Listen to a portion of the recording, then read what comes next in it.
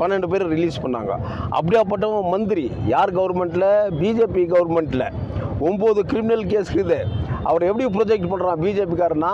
இவர் ரொம்ப ஏழை, இவர் ரொம்ப நேர்மையானவர், அவன் இந்துத்துவா வஜ்ரங்க தள்ளு கொடூரமானவன், ஆர்எஸ்எஸ்ல பிறந்து ஊறி வெளியே வந்தவன், அடுத்தவங்களுக்கு தொல்லை கொடுக்கணும்னு நினைக்கிறவன்.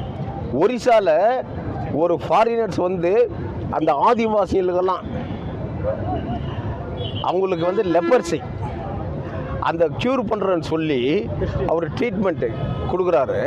இவனுக்கெல்லாம் என்ன சேர்ந்து பண்ணானுங்க தெரியுமா?